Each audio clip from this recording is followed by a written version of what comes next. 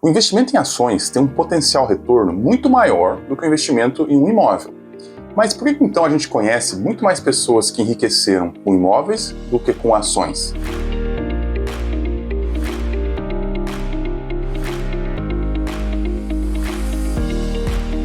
Sejam bem-vindos ao canal Valoriza, eu sou o Enéas e hoje a gente vai conversar um pouquinho sobre a relação entre o mercado de ações e o mercado imobiliário. Por que um investimento às vezes funciona melhor que o outro? Você deve conhecer pessoas que enriqueceram com imóveis. Aquele senhorzinho que tem vários imóveis de aluguel, que foi acumulando durante a vida e hoje não depende do INSS e fica super orgulhoso em falar isso, né? Como é que essas pessoas fazem? Como é que eles conseguiram chegar nesse ponto? Bom, na verdade, é muito simples. Eles foram dedicando o seu excedente de capital durante a vida para comprar imóvel. Sobrou um dinheirinho, compra um imóvel. De repente tinha um carro, alguém ofereceu um terreno, o cara pegou e fez um rolo lá, trocou o carro pelo terreno, foi construindo, ou sei lá, fez troca, permuta, pode ter aproveitado oportunidades que apareceram também. Enfim, de uma forma ou de outra, essa pessoa conseguiu acumular imóveis durante a vida. E aí, ele conseguiu atingir a independência financeira através do investimento em imóveis. Certamente você conhece uma pessoa assim, aquele senhorzinho, o pai de um amigo seu que de repente já chegou lá na idade de aposentar e tem lá trocentos imóveis de aluguel na cidade. Todo mundo conhece uma pessoa assim. Por outro lado, talvez você não conheça nenhuma pessoa sequer que vive de ações, que acumulou ações durante a vida e hoje se aposentou lá na Bolsa de Valores. Por que isso acontece? Quais são as grandes vantagens do investimento em imóveis? Se o investimento em imóveis gera mais pessoas ricas do que o investimento em ações, significa que imóveis são melhores que ações, ou não significa? Bom, na verdade, não significa. A diferença dificilmente está no ativo ou na classe de ativo, mas está no comportamento do investidor. E no caso dos imóveis, um bom comportamento acaba sendo incentivado pelas próprias características do investimento. Primeiro que ninguém compra imóvel por curto prazo. As pessoas compram ações por curto prazo, para vender no mês seguinte, na semana seguinte, até mesmo no mesmo dia, os mais malucos fazem lá day trade, e claro que isso nunca dá certo.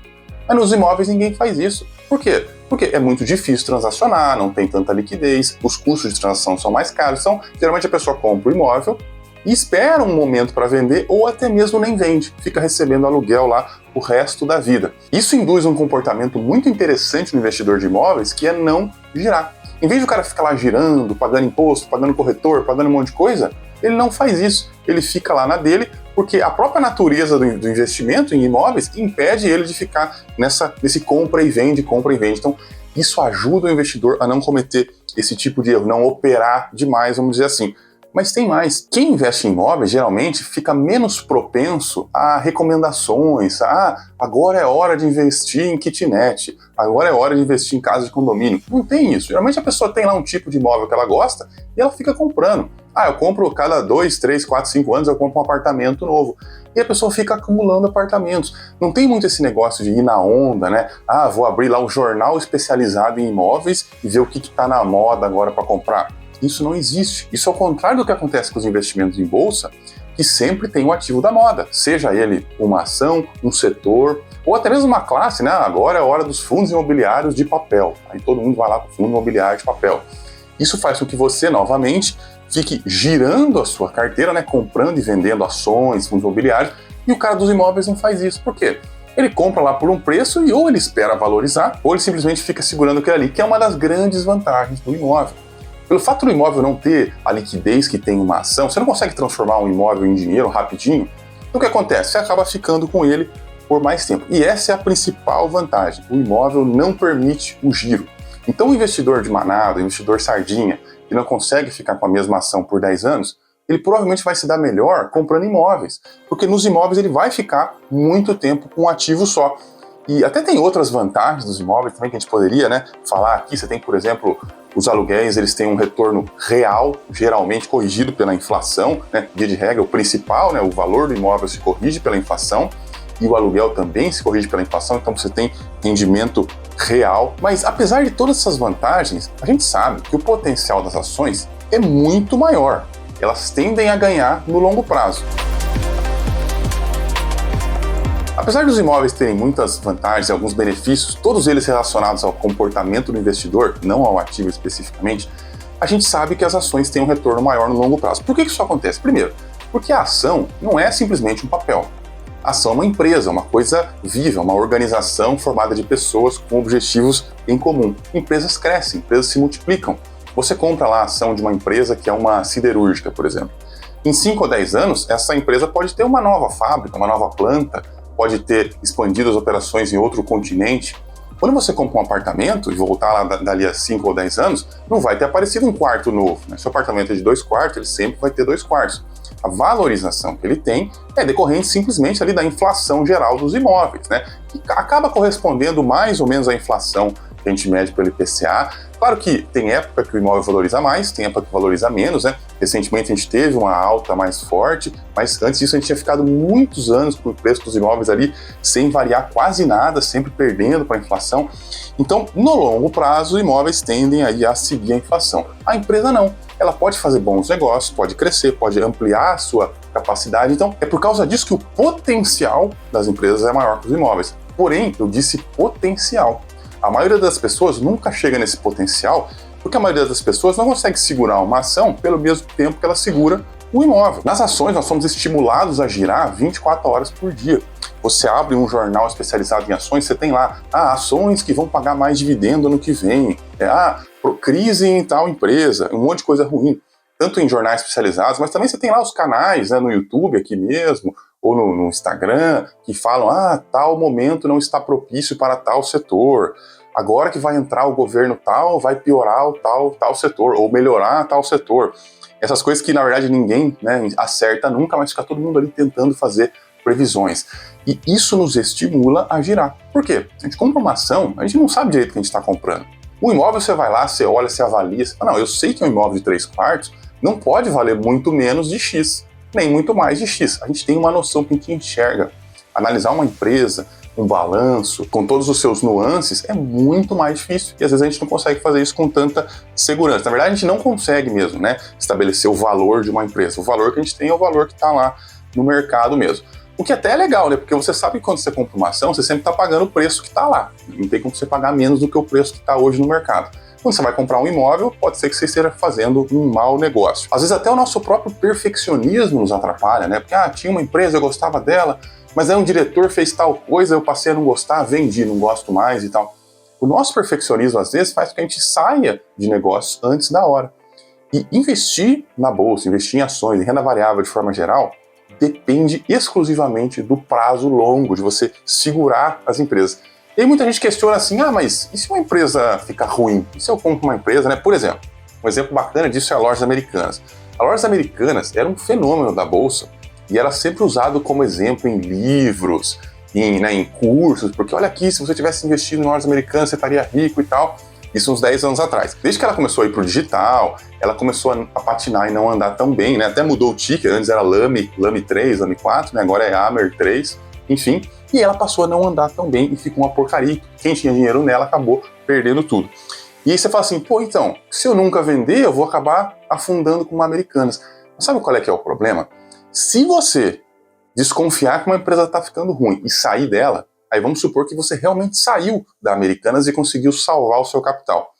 Só que antes disso, você vai ter saído da VEG, do Itaú, do Bradesco, da Raia Drogasil, de todas essas empresas que deram um resultado 1000 vezes maior do que Lojas Americanas. E aí você salvou uma de perder lá um dinheirinho que você tinha e perdeu, né, um monte de outras que você ia ficar rico. E não venha me dizer que você consegue sair exatamente daquela que vai piorar, porque ninguém consegue fazer isso, né? Se conseguisse, não estava aqui assistindo meu vídeo, estava já bilionário em algum outro lugar aí, porque ninguém consegue fazer. A empresa começou a piorar, pode ser o fim, ou pode ser só uma piora, um espirro, que é o que acontece na maioria das vezes. No caso da Americanas não era. Você não vai conseguir diferenciar quando a empresa realmente está indo pro buraco, quando ela não está. Então o que a gente faz? A gente fica com elas, né? Via de regra a gente vai ficar, talvez coloque ali numa quarentena, se você usa esse método, mas a gente vai ter que ficar. E se perder tudo? Se perder tudo não tem problema, porque você tem outras 20, 30, 40, 50 empresas que não permite que o seu prejuízo em uma seja muito grande. Quando você afunda com uma empresa, você só vai perder o capital que está ali nela naquele momento. Quando você vende uma empresa que depois explodiria, né? Eu vendi uma VEG lá atrás.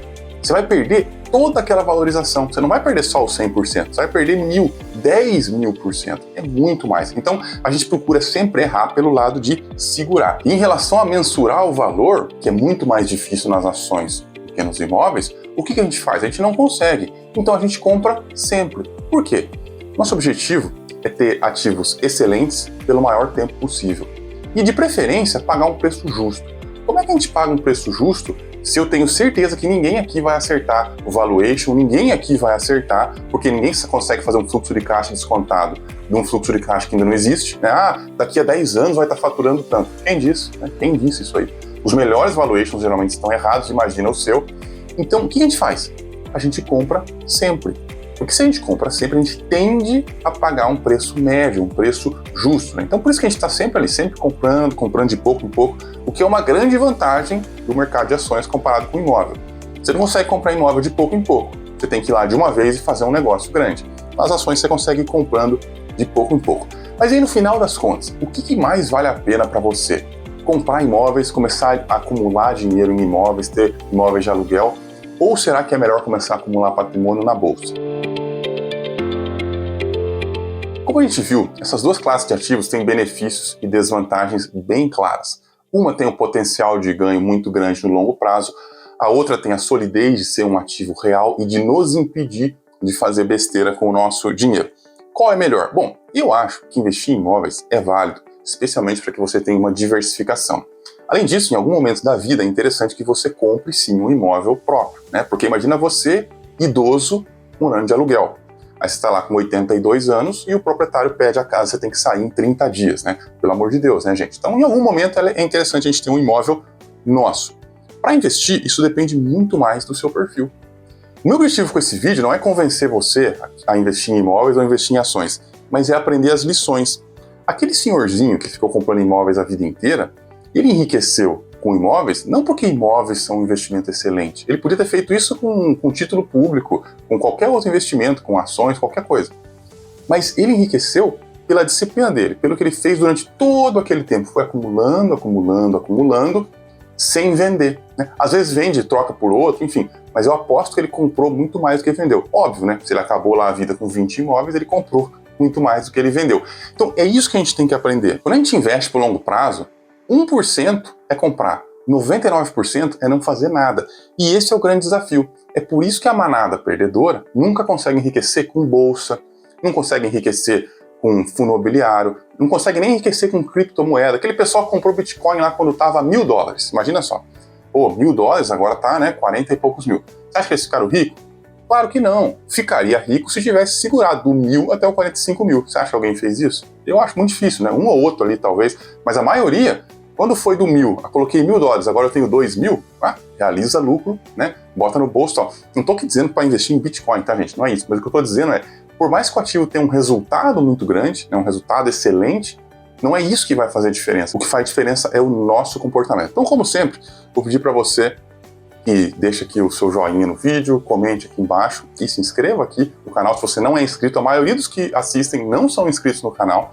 Eu peço para que você se inscreva, até porque isso ajuda o YouTube a entregar o vídeo para mais pessoas. Se você tem algum amigo que precisa ouvir isso, que é muito gerador aí de patrimônio, né, fica comprando aqui, vendendo ali, manda esse vídeo para ele também e deixa aqui nos comentários a sua opinião.